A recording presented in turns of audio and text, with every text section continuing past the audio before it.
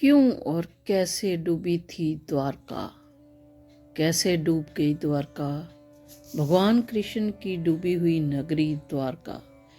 क्या आपने कभी सोचा है कि एक पूरी नगरी जहां हजारों लोग बसते थे अचानक जलमग्न हो जाए और इतिहास के पन्नों में एक रहस्य बनकर रह जाए? कल्पना कीजिए एक सुनहरी नगरी जिसकी गलियों में मोतियों और हीरे जवाहरात से सजी इमारतें थी। समुंदर के किनारे बसी यह नगरी जहां समय भगवान कृष्ण ने अपने जीवन के अंतिम वर्ष बिताए। लेकिन आज वह नगरी सिर्फ समुंदर की लहरों के नीचे दबी पड़ी है। कैसे डूबी द्वारका? क्या यह किसी प्राकृतिक आपदा का परिणाम था या फिर यह नियति का लिखा हुआ था? आज हम जानेंगे द्वारका के डूबने की पूरी कथा। एक ऐसी कहानी जो न केवल ऐतिहासिक है बल्कि आध्यात्मिक और वैज्ञानिक पहलुओं से भी भरी पड़ी है। लेकिन आगे बढ़ने से पहले अगर आपको हमारी यह कथा पसंद आए तो केवल चैनल को लाइक और सब्सक्राइब जरूर करें ताकि ऐसा ही अद्भुत कथाएं आप तक पहुंचती रहें। जब बात द्वारका की होती है तो हम सिर्फ एक साधारण नगर की नहीं बल्कि एक दिव्य नगरी की बात कर रहे होते हैं। द्वारका वह भूमि थी जहाँ स्वयं भगवान श्री कृष्ण ने अपनी लीलाएं की और अपने शासनकाल का संचालन किया। तो जानते हैं कि द्वारका का निर्माण कैसे हुआ। महाभारत काल के दौरान जब मथुरा पर बार बार आक्रमण होने लगा और कंस वध के बाद जरासंध ने कृष्ण को मारने की सौगंध खाई, तब भगवान कृष्ण ने मथुरा छोड़ने का निर्णय लिया। उन्होंने समुद्र के किनारे एक अभेद नगरी बसाने का विचार किया जो न केवल शक्तिशाली हो बल्कि प्राकृतिक सुरक्षा से घिरी हो। इस कार्य के लिए उन्होंने विश्वकर्मा से सहायता मांगी जो देवताओं के प्रमुख वास्तुकार थे। विश्वकर्मा ने समुद्र देव से प्रार्थना की और समुद्र देव ने 12 योजन लगभग 96 वर्ग किलोमीटर भूमि श्री कृष्ण को प्रदान की। इस प्रकार समुद्र के किनारे एक अलौकिक नगरी द्वारका अस्तित्व में आई। तो द्वारका कोई साधारण नगरी नहीं थी।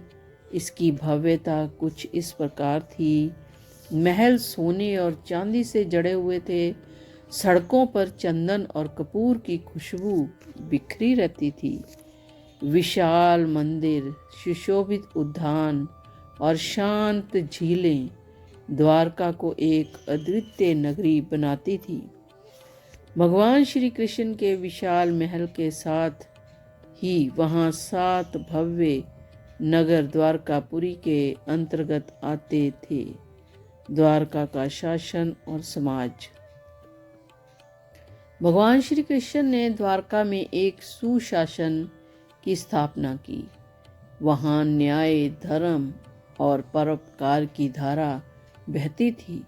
यादव वंश के योद्धा और सेनाएं नगर की रक्षा करती थी। व्यापार और शिक्षा का केंद्र भी द्वारका ही थी। वहाँ पर हर व्यक्ति धन धान्य से संपन्न था और किसी को भी किसी वस्तु की कमी नहीं रहती थी। लेकिन फिर ऐसा क्या हुआ कि यह वैभवशाली नगरी जलमग्न हो गई। भगवान श्री कृष्ण का जीवन जितना महान था उनका अंत भी उतना ही रहस्यमय और नीति के नियमों से बंधा हुआ था। कहते हैं कि महाभारत युद्ध के बाद जब भगवान श्री कृष्ण कुरुक्षेत्र पहुँचे तो वहाँ गंधारी अपने 100 पुत्रों के शवों के बीच विलाप कर रही थी। गंधारी जानती थी कि श्री कृष्ण भगवान हैं और वे चाहते तो इस विनाश को रोक सकते थे। क्रोध और दुख के भाव में उन्होंने श्री कृष्ण को शाप दे दिया, जिस तरह मेरे कुल का नाश हुआ है वैसे ही तुम्हारे यादव कुल का भी नाश होगा। भगवान श्री कृष्ण मुस्कुराए, क्योंकि वो जानते थे कि प्रकृति के नियम को कोई नहीं बदल सकता। समय बीतता गया और धीरे धीरे यादव कुल भी अहंकार, शक्ति का दुरुपयोग और आपसी मतभेद बढ़ने लगे। एक दिन प्रभास क्षेत्र में यादवों के बीच एक भयावह महायुद्ध हुआ। एक दूसरे पर प्रहार करते करते यादव कुल समाप्त हो गया। भगवान श्री कृष्ण जानते थे कि यह समय उनका पृथ्वी छोड़ने का है। भगवान श्री कृष्ण के देह के त्यागने के बाद एक दिन अचानक समुद्र ने अपनी सीमाएं लांघनी शुरू कर दी। धीरे धीरे पानी नगर में भरने लगा, महलों के नींव हिलने लगी, लोग अपने घर छोड़कर भागने लगे और फिर पूरी द्वारका समुद्र में समा गई। यह घटना आज भी एक रहस्य बनी हुई है। 1979 में समुद्र के भीतर द्वारका के अवशेष खोजे गए। गोताखोरों और शोधकर्ताओं ने पाया कि समुद्र तल पर प्राचीन दीवारें, स्तंभ और सड़कें मौजूद हैं और यह अवशेष 9000 वर्ष पुराने हो सकते हैं। यह द्वारका के डूबने की पौराणिक कथाओं की पुष्टि करता है। क्या यह सच में भगवान श्री कृष्ण की द्वारका ही है? अब सवाल यह उठता है, क्या यह सिर्फ एक ऐतिहासिक घटना थी या फिर कोई दिव्य शक्ति इसे नियंत्रण कर रही थी?